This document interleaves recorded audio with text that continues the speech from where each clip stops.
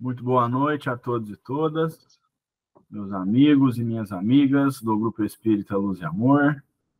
Mais uma segunda nos reunimos para o estudo do livro A Gênese, os milagres e as predições segundo o Espiritismo. Já estamos nos capítulos finais, né, no finalzinho do livro, né, no capítulo final nós já estamos. Nós já estamos no finalzinho do livro. Nós já passamos aí por todas essas três divisões que Kardec muito didaticamente fez, né? Da Gênese, dos milagres e das predições. E todo o conhecimento que a gente adquiriu ao longo dessa caminhada, a gente está usando para entender que os tempos são chegados. Então, Kardec é muito didático, né? E não à toa os tempos são chegados, ou são chegados os tempos, ele coloca ao final. Porque ao final desse livro, a gente precisa dos conhecimentos anteriores, como, por exemplo, entender as fases pelas quais a Terra passou na sua evolução material, né? A evolução depois que nós estamos passando, que é a evolução moral nossa, dos seres humanos, dos espíritos, né? Dos espíritos. Então, nós passamos por essa evolução material da Terra, da vegetação, dos animais, estamos aqui trabalhando essa evolução moral. Depois ele entra na parte dos milagres, né, chamados milagres, onde trabalha o perispírito, fluido e o exercício, né, de Jesus aqui na Terra enquanto encarnado, valendo-se, né, da sua envergadura moral e intelectual e conseguindo, então, ter essa dupla visão extremamente aguçada, as predições. A gente pode falar que praticamente conseguia viver lá e cá, porque tinha um contato com os espíritos de uma forma fantástica, e assim também conseguia manusear, né, transformar os fluidos, e a gente estudou toda essa parte lá. Depois a gente vem nas predições, e a gente aprende que a predição é essa movimentação que a gente olha para frente. E os tempos são chegados é uma predição divina, que difere das outras predições quando dependem do livre-arbítrio. Então, às vezes, tem uma predição do espírito que talvez não se concretize, porque para a sua concretização depende do livre-arbítrio de alguns. E livre-arbítrio é uma lei natural, ele não muda. Então, uma predição desse tipo pode acontecer ou não. Mas a predição divina, ela não tem escapatória. Porque Deus, onipresente, onisciente e principalmente onipotente, consegue realizar os seus desígnios independentemente do livre-arbítrio, né? Kardec até fala, né? Não seria divino depender do livre-arbítrio humano, né? Então, um bom exemplo que eu gosto muito é o exemplo de Allan Kardec mesmo, que faz o trabalho da compilação, né, da terceira revelação, que é o Espiritismo. No momento, Kardec pergunta, e se eu fracassasse? Né, e se eu desistisse? Mas tinha né, não foi com essas palavras, né, eu não sei exatamente as palavras, mas tinha um banco de reserva ali. Né, ou seja, Deus organiza tudo. Né? Então, se Kardec, dentro do seu livre-arbítrio, não quisesse o trabalho, tinha ali outras pessoas capazes, já nascidas no local correto, né, com toda os instrumentos necessários para esse acontecimento. Então, são chegados os tempos são chegados, é uma predição divina que vai acontecer, e é ela que nós estamos estudando. Nós já aprendemos aí que são chegados os tempos, está relacionada à moral e não ao material, né? Tendo em vista que é a fase da transformação, né, da subida de um degrau do planeta Terra, quando a gente vai deixar de ser um mundo de provas e expiações para nos transformarmos em um mundo de regeneração. Então, é lógico que um movimento dessa magnitude cause, né, rebuliços, cause conflitos, né? E a gente estudou na semana passada que esses conflitos são conflitos de ideias, né? Porque, como a gente sabe, a gente vem estudando, as gerações novas sempre trazem ideias novas, né? Eles trazem como eu acho que é interessante falar gerações novas, mas a gente está falando do aspecto material, porque o aspecto espiritual, eles não são novos, eles são velhos também, porque já encarnaram várias vezes, né? Então, nós já fomos uma geração nova e seremos, no futuro, gerações novas também, já trazendo essa experiência da passagem. Então, sempre que a gente passa um tempo na Terra e vai para o plano espiritual, a gente volta com conhecimento a mais. E esse conhecimento a mais a gente traz conosco. E aí, quando a gente traz, tem esse conflito de ideias, especialmente com aqueles que não querem progredir, né? Então, isso é natural. Então, a gente está mais ou menos nessa linha. Fica à vontade, Ana, pode falar. São espíritos velhos com roupagem nova, né? Isso. Exatamente, né? Eu gosto de falar porque a gente tem essa mania, né? A gente olha para um bebezinho e fala, e essa geração? Mas é o ciclo, né? O ciclo é esse, né? Às vezes a geração que está vindo agora é um tataravô aí que a gente está chamando de geração velha, né? É a mesma pessoa, né? Só mudou aí o corpo mesmo. Mas beleza. Nós estamos, então, no capítulo 18, no item 9. Aí eu vou compartilhar a minha tela com vocês e fiquem à vontade para se manifestarem quando quiserem, porque nós estamos estudando. Outro dia eu vi uma frase, só que eu me perdi onde é que estava, vi na internet, uma pessoa falando assim que uma coisa é estudar, outra coisa é ler. Ler no quarto é uma coisa, estudar em grupo é outra. Estava muito mais bonito do que eu falei, mas eu lembrei bem da gente aqui, que a gente, estudando junto, a gente aprende, né? Lendo sozinho, às vezes a gente até se perde nos pensamentos. Mas isso aí, ó. Vamos lá, item 9, capítulo 18, item 9. A gente acabou de ler aqui uma comunicação de Arago, que falava desses movimentos, né, que os planetas fazem, né, os astros em geral, e que eles influenciam um no outro, né? Devido a esse movimento aí de translação e tal, há uma influência de um no outro. O que acontece é que a gente não percebe, né? Porque é um movimento que demora, agora ele disse aqui, centenas de séculos, né? Então a gente perde um pouco essa referência. Mas eles estão discutindo mais ou menos esse assunto. Bom, item 9. Sim, de certo, a humanidade se transforma, como já se transformou noutras épocas, e a cada transformação se assinala por uma crise, que é para o gênero humano o que são para os indivíduos as crises de crescimento. Eu acho que a gente chegou até a ler, né, na semana passada isso aqui, um comparativo, né, quando tem esses movimentos, né, de elevação, de transformação, tem uma crisezinha, né, que a gente pode comparar aí com a passagem da infância para a adolescência, né, da adolescência para a fase adulta, que a gente tem a crise que eles chamam de meia-idade, né, que está ficando mais velhinho, aí dá umas crises também, faz parte do jogo, né.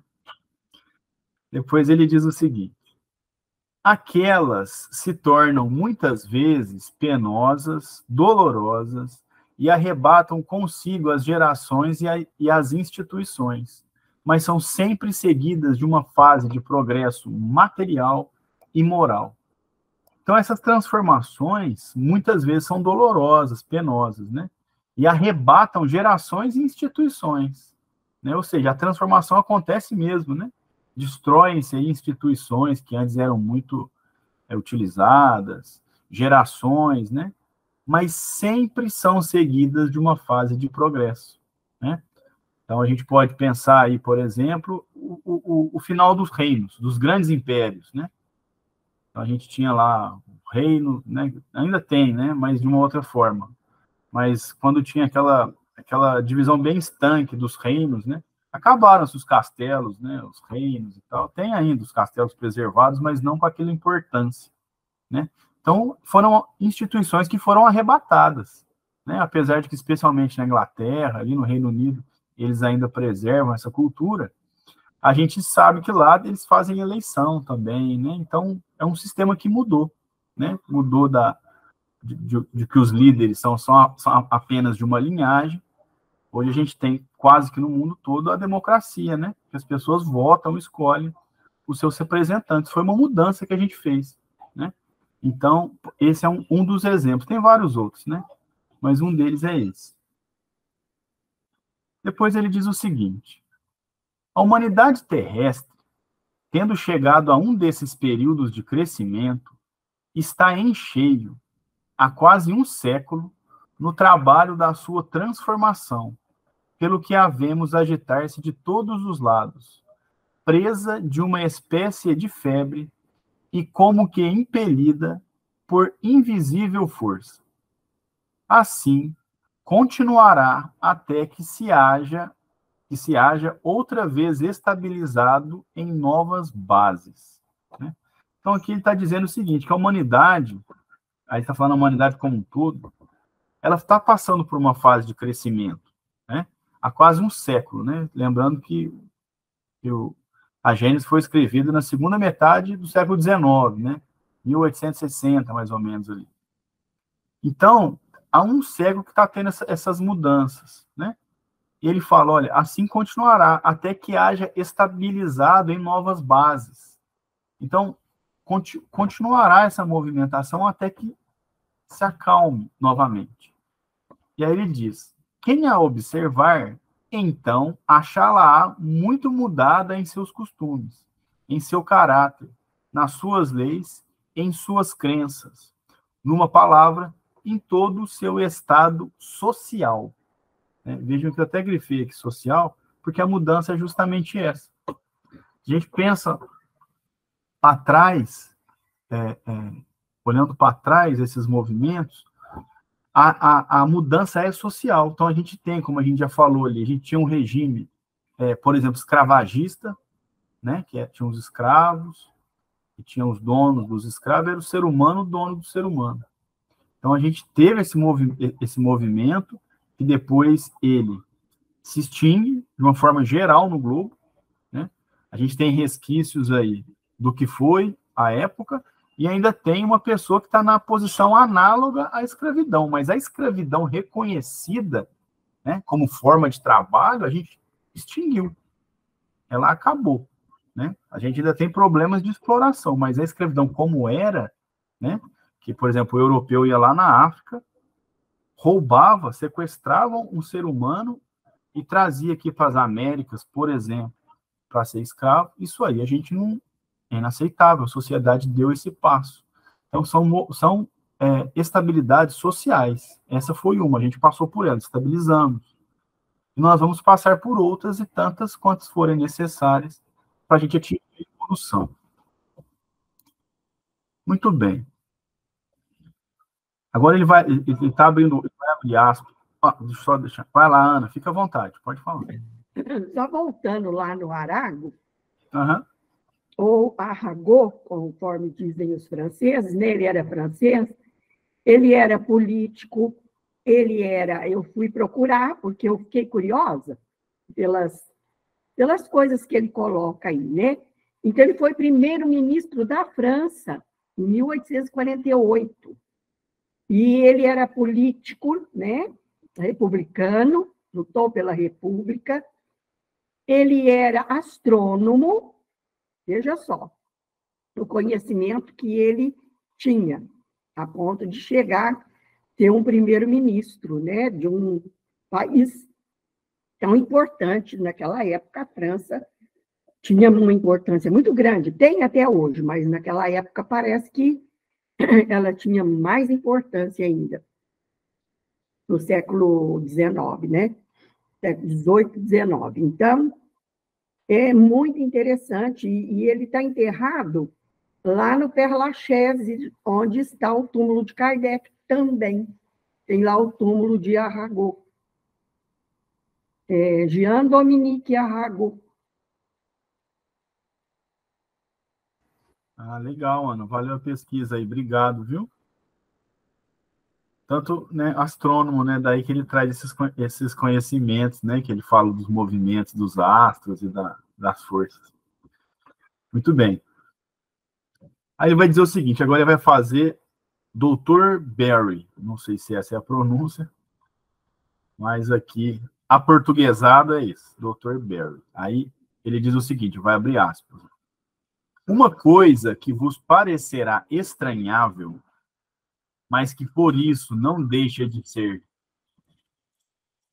rigorosa verdade, é que o mundo dos espíritos, mundo que vos rodeia, experimenta o contra-choque de todas as comoções que abalam o mundo dos encarnados.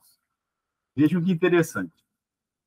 Aqui ele fala, né, uma coisa que vos parecerá estranhável. Mas se a gente pensar na erraticidade, que a gente estuda, né? O que é a erraticidade? É esse vai e volta nosso que eu falei no começo aqui do estudo, né? Então, nós estamos aqui agora reunidos em estudo, num futuro, ninguém sabe quando, pode ser mais longo, menos longo, nós vamos desencarnar. E aí nós vamos para lá, plano espiritual. Ah, mas nós não vamos distanciar da Terra, nós vamos, pelo menos a grande maioria de nós, está nesse orbe. Nós estamos nessa faixa vibratória terrena. Então a gente fica por aqui mesmo. E aí, a gente está nesse, eu gosto de falar assim, a gente está nesse hálito mental da Terra. Nós estamos envoltos aqui. Então, o que o Dr. Berry está nos dizendo aqui é que os espíritos, mundo que vos rodeia, experimenta o contra-choque de todas as comoções que abalam o mundo dos encarnados. Então, vamos pegar um exemplo. Imaginem na Segunda Guerra Mundial. Milhares de mortos. Fora o sofrimento. Obviamente, o plano espiritual que nos circunda, que está aqui conectado à Terra, sente esse contra-choque. Porque os parentes, os amigos, né, estão aqui na Terra encarnados. Eles estão preparando, né, muitos deles preparando para encarnar. Muitos deles trabalham diariamente aqui entre nós. Então, esse movimento não é só em quem está vivo, quem está encarnado. Os desencarnados também sentem esses movimentos, né? Essas comoções que abalam os mundos. E aí ele diz, digo mesmo que aquele toma parte ativa nessas comoções. Né? Ou seja, é uma intervenção mesmo, uma parte ativa nessas comoções. Vocês imaginem, nesse exemplo que eu dei da Segunda Guerra, o trabalho que eles fizeram do lado de lá. Porque recebiam gente com uma frequência muito mais alta do que de costume, porque tinham muitas orações, o pessoal estava conectado com o plano espiritual, com muitas orações, e fora o contato, como a gente já falou aqui, a conexão, nós falamos que semana passada que estamos todos interligados, então eles têm parte ativa nessas comoções. Depois ele continua. Nada tem isto de surpreendente para quem sabe que os espíritos fazem corpo com a humanidade. E é justamente isso, a gente sabe disso. A gente pensar na humanidade, não são só os que estão vivos, nós estamos todos conectados. E o nascimento e o desencarne é diário e bem movimentado, se a gente pensar no mundo todo, né? Quantas crianças estão nascendo agora, aqui, 8h25, do dia 4 de setembro de 2023? Quantas pessoas estão desencarnando agora? Né? O vai e vem é intenso. Depois ele continua. Que eles saem dela e a ela tem de voltar, sendo, pois, natural, se interessem pelos movimentos que se operam entre os homens. Né?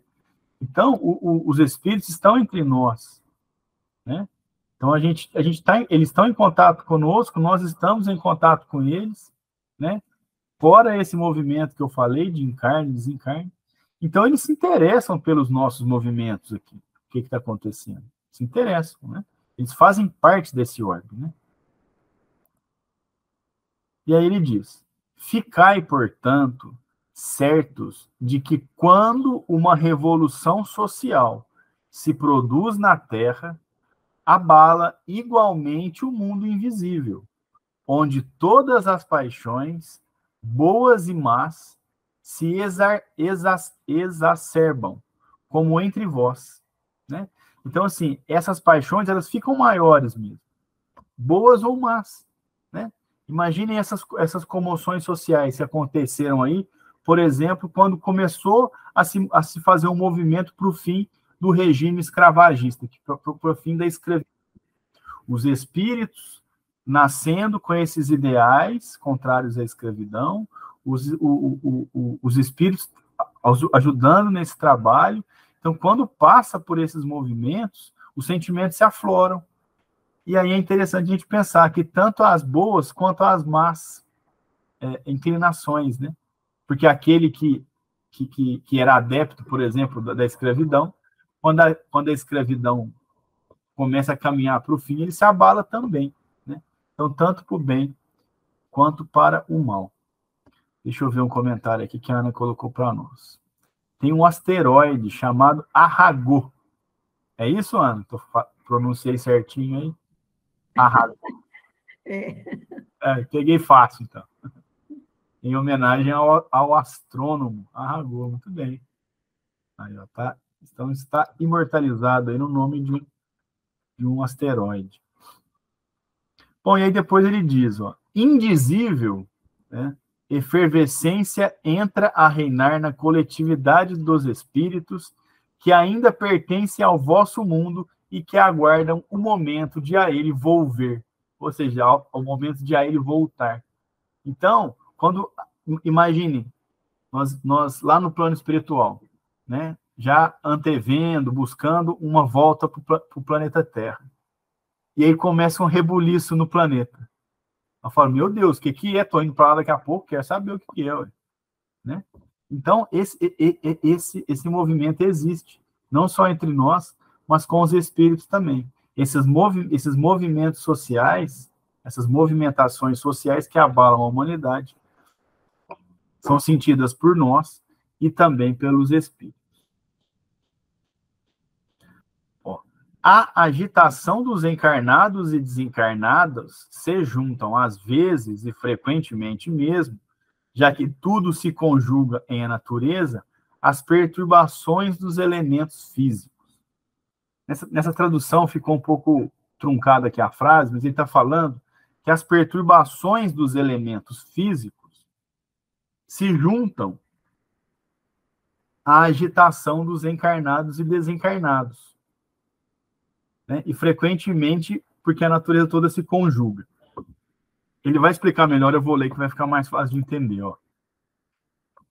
Dá-se então, durante algum tempo, verdadeira confusão geral, mas que passa como furacão, após o qual o céu volta a estar sereno, e a humanidade, reconstituída sobre novas bases, imbuída de novas ideias, começa a percorrer etapa de progresso. Então, ele está falando que muitas vezes os movimentos sociais, aí, essa progressão social que nós estamos falando, ela se dá juntamente com também movimentos físicos. Movimentos físicos. Ele vai dar um exemplo aqui, ó. Eu acho que está na nota que ele colocou aqui. Tem uma notinha lá embaixo que ele vai dar Kardec vai falar um exemplo. Como é algo muito distante para nós, eu não consegui fazer uma correlação para dar um exemplo que fica mais fácil. Mas o que ele está falando é que por conta desses movimentos de translação que os astros fazem, que é aquele que ele faz aquele movimento oval, circular, muitas vezes existe uma influência para a mudança desses movimentos sociais e acontecem movimentos físicos. Ele vai dar um exemplo, inclusive, com uma chuva de estrelas, de asteroides. Vai dar uma explicação melhor. Então, é mais ou menos isso. É que como esses movimentos são muito lentos, a gente não consegue perceber, né? Como ele mesmo diz, que ele demora muito, muito tempo para acontecer. Então, a gente fica um pouco sem parâmetro. Mas um pouquinho para frente, Kardec vai explicar isso melhor. Tá? Vai ficar claro para nós. E para concluir aqui a comunicação do Dr. Berry, ele diz: é no período que ora se inicia que o espiritismo florescerá e dará frutos. Trabalhais, portanto, mais para o futuro do que para o presente. Isso aqui casa muito bem com aquela ideia de que a gente estuda e trabalha numa fé raciocinada, sem dogmas, né, que é a tendência da evolução. À medida que a gente evolui, a gente pensa mais, a gente questiona mais, né? Então, o espiritismo, ele floresce e dá frutos, porque o preconceito diminui, que a gente sabe que já foi pior, mas ainda existe, e a gente tem as condições de trabalhar melhor. Por isso que ele fala, ó, trabalhar, portanto, mais para o futuro do que para o presente, né?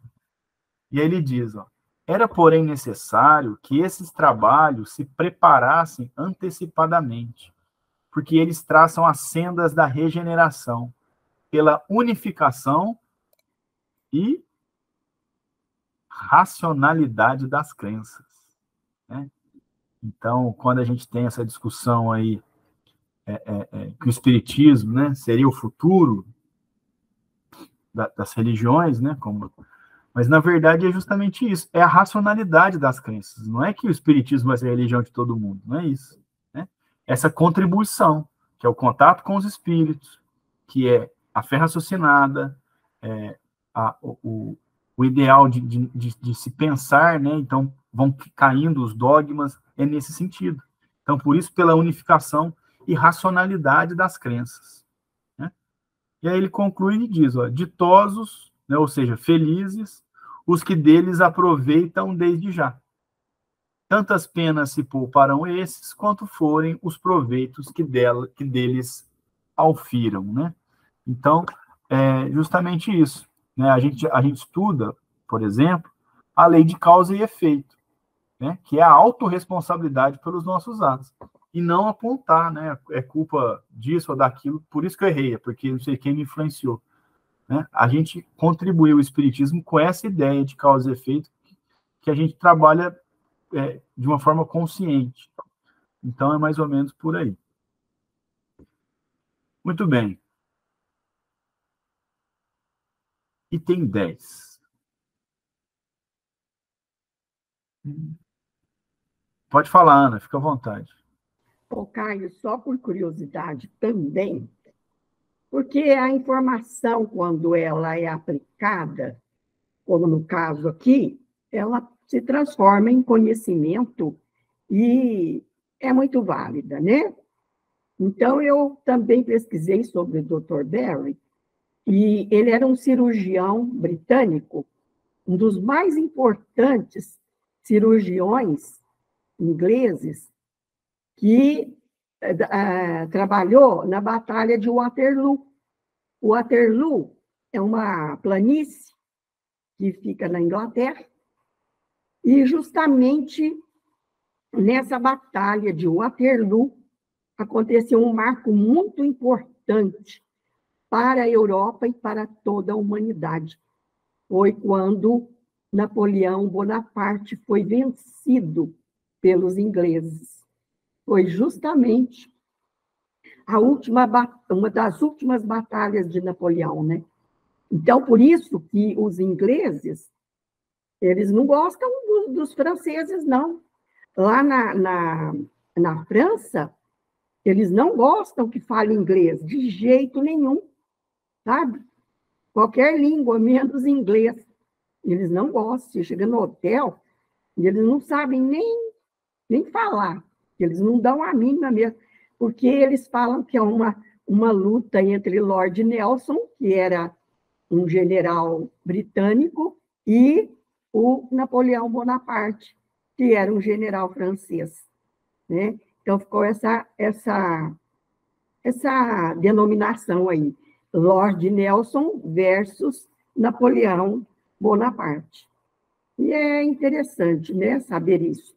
Então, o Dr. Berry era um cirurgião dos mais importantes nessa batalha, porque nas guerras, os feridos, né, são aqueles ferimentos horríveis, e ele, então, fazia cirurgias nos campos de batalha, naqueles acampamentos, naqueles hospitais improvisados.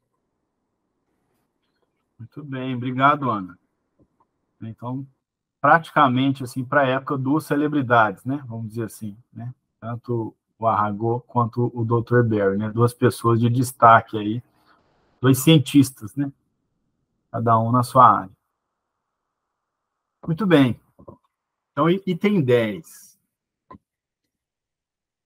Do que precede, resulta que, em consequência do movimento de translação que executam no espaço, os corpos celestes exercem uns sobre os outros maior ou menor influência, conforme a proximidade em que se achem entre si e as suas respectivas posições. Então, só lembrando rapidinho, uma bolinha aqui. O movimento de rotação é quando gira no próprio eixo. Translação é aquele movimento assim, ó, né? Então, os astros, eles vivem nesse movimento de translação, né? Como tem aquelas maquetes bonitas e tal. Então, esses movimentos, os astros se aproximam, se distanciam e exercem influência gravitacional e outras, uns sobre os outros, né? Então, e também a depender do tamanho da massa, né, e tudo. Então, eles exercem uma influência uns sobre os outros, maiores ou menores, né, a influência, a depender da posição e da sua proximidade. Fica à vontade, Ana, pode falar. Aí aplica-se aquela lei de Newton, né? Os corpos se atraem na razão direta de suas massas e na razão inversa do quadrado de suas distâncias. O que significa isso? Que quanto mais próximo, maior a capacidade de atração. E quanto mais distante, menor a capacidade de atração entre as duas massas. Então, até nós estamos submetidos a essa lei. Até nós somos assim atraídos. Porque a mesma lei que é aplicada para o macrocosmo é aplicada para o microcosmo. No macrocosmo, esse equilíbrio, né, da atração entre os astros. E no microcosmo, a aglutinação das moléculas, formando o nosso corpo material e o nosso perispírito. Isso aí, excelente. Aí a Ana explicou tecnicamente, né, o que eu tinha falado mais ou menos, né? E também tem essa questão que ela diz do macro e do micro. Então, vejam que são leis naturais, né, que se aplicam na escala que for em várias escalas, né? Tanto na escala maior, a gente tem, por exemplo, nós estamos aí na órbita do Sol, né? A gente está na órbita do Sol, mas também tem as atrações das moléculas, né? Como a Ana nos explicou. Bom, então, sabemos que, por conta desses movimentos... É interessante, porque se não fosse essa lei, as nossas moléculas, elas se afastariam, né? E nós ficaríamos assim, como que flutuando, né? Sei lá o quê. Ficaria estranho, né? Então, elas são como tijolinhos cimentados, como se fossem tijolinhos cimentados por uma argamassa, que é a lei de atração. É interessante isso aí. Eu fico maravilhada com essas coisas, não sei vocês, né? Frita a cabeça, né, para entender, mas a gente gosta também.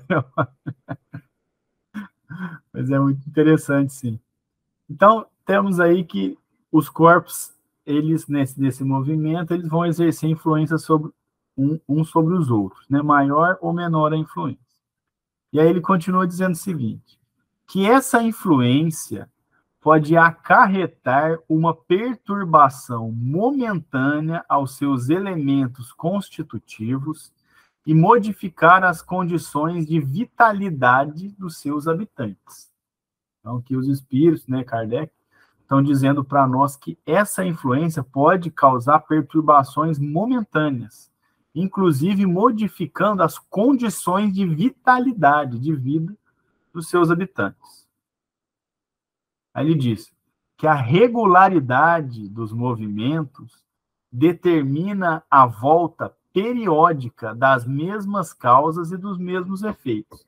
Então ele está dizendo assim, na orquestra, né, desse trânsito, vamos dizer assim, extremamente organizado, como o movimento se repete, né?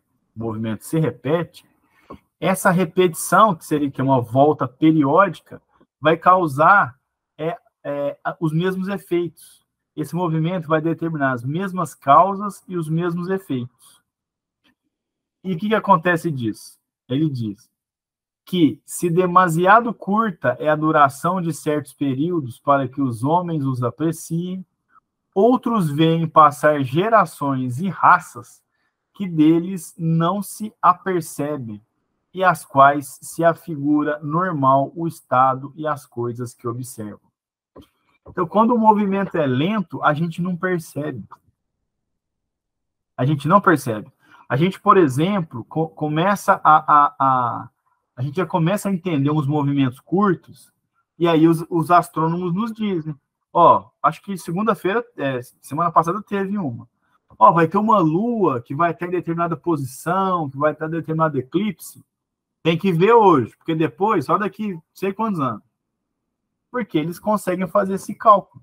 Quando o movimento é curto, a gente consegue organizar. Agora, quando o movimento é muito distante, a gente nem percebe. Porque nós estamos falando, como ele disse lá atrás, de centenas, de milhares de séculos. Então, a gente ainda não conseguiu catalogar isso aí. Né? É um movimento extremamente lento. Ô, Caio, fica à vontade. Ele está dizendo aí que oferece influência na vitalidade dos habitantes? Isso.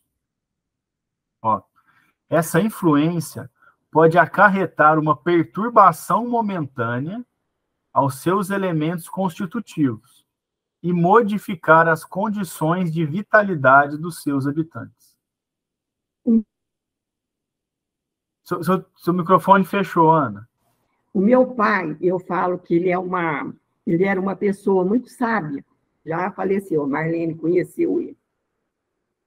E ele falava assim, esta lua é favorável a isso, ao corte do bambu, tarará, e tal lua me deixa fora de mim.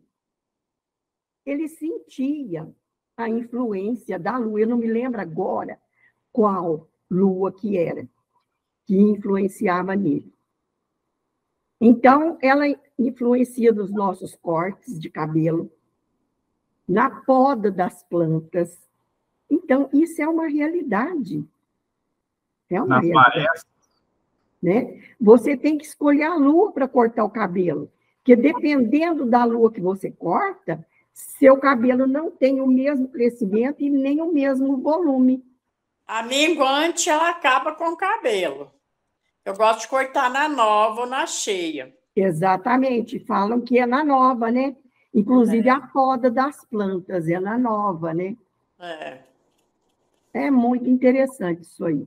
A planta de raiz é pela minguante, né? Que dá pela raiz, a mandioca, a cebola, o alho, né? Tudo é pela minguante. Agora, que dá para cima é na nova, né? Nas outras luas, melhor. A dona Honória tem essa sabedoria, né? Eu não corto meu cabelo no minguante de jeito nenhum. Quando o Carlinhos era vivo, eu falava assim, se eu for escolher lua para cortar cabelo, eu não tenho cliente. Falava, mas eu não venho aqui na minguante de jeito nenhum, não vou. Eu espero passar meu cabelo, fica me perturbando, mas quando não chegar a lua, eu não vou. Aí vocês vejam que interessante. A gente tem esse conhecimento popular, eu também já ouvi isso, né, meu cabeleireiro já me falou isso, e vários outros assuntos também, até quem trata de animal, né, da gravidez dos animais e tudo. Mas a ciência ainda não conseguiu catalogar especificamente o que acontece. Tô lascada, vou cortar amanhã, fui olhar minguante. Eu tenho que cortar o meu na minguante, porque, olha aí, ele já é cheio. Se eu cortar na lua cheia, estou perdida. O que aconteceu? Agora eu estou lascada, Caio, mas a dona Honória e a Ana vem falar isso Não, eu sabia, mas Mas eu na minguante fica muito ruim o cabelo, a gente não pode cortar. Pode Ai, ter muito dona Nora, pelo. esse mês Eu vai, tenho muito viu? cabelo, não corta mesmo o minguante. Marleninha, você vai ter que, amanhã cedo, você desmarca já. Desmarca, Marlene, corta na lua favorável. Ah, não vou poder desmarcar, não. Novinha nova, você marca. Não, dessa vez vai assim. Depois você fala pra gente se ficou bom, então, Marleninha. Bom, e aí ele diz o seguinte, ó. A Ana tinha perguntado e foi isso mesmo, né? Que essa influência pode acarretar perturbações momentâneas que vão influir nos elementos constitutivos e modificar, inclusive, as condições e a vitalidade dos seus habitantes. E aí ele diz, né, que a regularidade dos movimentos determina a volta periódica, né, ou seja, uma volta que se repete de períodos em períodos, das mesmas causas e dos mesmos efeitos. Que se demasiado curta, ou seja, se for muito curta, é a duração de certos períodos, para que os homens os apreciem. Outros veem passar gerações e raças que deles não se apercebem, e às quais se afigura normal o estado em que se observa. Então, tem hora que a gente não consegue perceber isso, porque a nossa encarnação, a nossa vida útil, né, do nosso corpo, ela é curta. Então, fica difícil da gente fazer essa observação. Aí ele diz: ao contrário, as gerações contemporâneas da transição lhes sofrem o contra-choque, e tudo lhes parece fora das leis ordinárias. Essas gerações veem uma causa sobrenatural, maravilhosa, miraculosa, no que, em realidade, mais não é do que a execução das leis da natureza. Então, ele está falando que as gerações contemporâneas da transição já começam a ver mais esses movimentos, mas é porque faz parte da transição mesmo, né? E aí eles acabam por achar que tem essas questões sobrenaturais, né? Mas, na verdade, como a gente já estudou, especialmente no capítulo, na parte do livro que diz respeito aos milagres, né? São leis da natureza, né? Não existe nada de maravilhoso, né, de sobrenatural. Depois ele diz o seguinte: se pelo encadeamento e a solidariedade das causas e dos efeitos, os períodos de renovação moral da humanidade coincidem, como tudo leva a crer, com as revoluções físicas do globo, podem os referidos períodos ser acompanhados ou precedidos de fenômenos naturais, insólitos, ou seja, raros, incomuns, para os que com eles não se acham familiarizados, de meteoros que parecem estranhos, de recrudescência, ou seja, de sintomas fortes e intensificação desusadas dos flagelos destruidores, que não são nem causa nem presságios sobrenaturais, mas uma consequência do movimento geral que se opera no mundo físico e no mundo moral. Esse parágrafo é aquele que eu citei, que eu falei que ficaria um pouco mais claro o que o Dr. Barry estava falando lá, que tinha um movimento físico associado a um movimento moral, a um movimento social. É isso aqui. Que ele está falando o seguinte, que pelo encadeamento e solidariedade, né, ou seja, da comunicação, da troca, das causas e efeitos, os períodos de renovação moral da humanidade, que é um período que nós estamos passando, renovação moral da humanidade, coincidem, como tudo leva a crer, com as revoluções físicas do globo. Podem os referidos períodos ser acompanhados ou precedidos de fenômenos naturais, incomuns para os que não estão familiarizados, de meteoros que aparecem estranhos, de recrudescência, né, ou seja, de sintomas fortes, e intensificação de desusadas dos flagelos destruidores, que não... Aí ele está dizendo o seguinte, esses movimentos físicos, esses meteoros, esses movimentos físicos que aparecem não são nem a causa e nem um presságio sobrenatural. Não é ele que faz a movimentação social, e ele não é um presságio, mas é o movimento geral do globo. Né? É uma consequência do movimento que vai se operar no mundo físico e no mundo moral.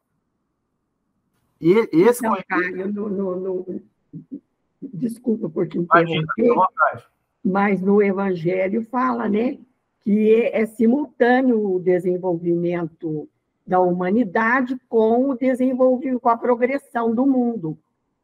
Os mundos também, assim como nós, progridem, porque são organismos vivos, têm vida. Então, eles, concomitantemente com a nossa evolução, os mundos também evoluem. Quer dizer, nós, parece que não, mas nós estamos, alguns espíritos, nem todos, estão dando um passo à frente nessa transição. Né? É uma geração que está dando um passo à frente. Muitos não herdarão, como disse Jesus, no Sermão do Monte, a terra regenerada, né? Mas muitos vão herdá-la. O que significa isso? Muitos vão voltar a encarnar aqui, ou então continuam aqui na transição, certo? Porque a transição não é só também a passagem, vamos dizer assim, é a chegada do mundo de regeneração. É isso mesmo. No sábado, lá na Rádio Defran, a gente estava estudando, a gente estuda o Livro dos Espíritos, né? E a gente tinha uma questão que falava disso, né? Kardec perguntava, a planta no mundo superior, ela é superior? Né? Era mais ou menos assim a pergunta. E os Espíritos respondem, sim, né? Mas continua sendo uma planta, né? Ela é uma planta. E aí, eu lembrei do nosso estudo, quando a gente estava no mundo, como é que era, porque a gente pensa, como é que uma planta vai ser melhor, né? Já tão bonita, né? Saborosa e tal. E eu lembrei do nosso estudo, porque as plantas, antes, nós estudamos isso aqui, elas não eram complexas, eram simples, né? Aquelas florestas de samambaias não tinham frutos que nós temos hoje, ou seja, a vegetação evoluiu. A gente fala isso todo começo de estudo. Vegetação... Agora, você imagina as frutas nesses mundos mais elevados, o sabor, a doçura, a nutrição, né? Como é que não é? Exatamente. Mas é difícil a gente ver esse movimento, né? É difícil, porque com a nossa inferioridade, com a nossa pequenez, né? Que demora milhares de milhares, né? Mas é assim que funciona. Então é aqui que ele está falando, esses movimentos físicos também acontecem, mas a ideia principal que ele quer deixar claro aqui é esses movimentos físicos não são presságios e não são a causa dos movimentos sociais. É porque é uma coincidência, porque elas são solidárias às evoluções, aí, como a Ana também explicou, né? É isso que acontece. Porque a gente ele está querendo quebrar aqui, né, dentro do ensinamento, essa ideia de que o sol se apagará, e, né, como se fosse algo sobrenatural, mas não é, faz parte do movimento das leis naturais. O que acontece é que, devido à sua demora, vamos dizer assim, a gente não consegue ver e estudar isso bem. Então, a gente acha que é sobrenatural, mas não é sobrenatural. Está dentro do ciclo dos movimentos das leis naturais. Bom, e aí ele diz, anunciando a época de renovação que se havia de abrir para a humanidade e determinar o fim do velho mundo, a Jesus, pois, foi lícito dizer que ela se assinalaria por fenômenos extraordinários, tremores de terras, flagelos diversos, sinais no céu, que mais não são do que meteoros, sem abrogação das leis naturais. A abrogação é sem destruição das leis naturais, sem modificação das leis naturais. Né? Então, é um movimento natural. né? E ele conclui: o vulgo, né? O vulgo é o popular, né? É nesse sentido aqui. Porém, ignorante, viu nessas palavras a predição de fatos miraculosos. Ou seja, nós, na nossa ignorância, sem conhecimento técnico, achamos que eram palavras, fatos, é uma predição miraculosa, mas não é. São naturais. E aqui ele traz um exemplo. Ó. Eu vou ler esse exemplo aqui, dá tempo. A terrível epidemia que de 1866 a 1868 dizimou a população da Ilha Maurícia, teve a procedê-la tão extraordinária e tão abundante chuva de estrelas cadentes, em novembro de 1866, que aterrorizou os habitantes daquela ilha. A partir desse momento, a doença, que reinava desde alguns meses de forma muito benigna, se transformou em verdadeiro flagelo devastador. Aquele fora bem um sinal no céu, e talvez nesse sentido é que se deva entender a frase estrelas caindo do céu, de que fala o Evangelho, como sendo um dos sinais dos tempos. Né?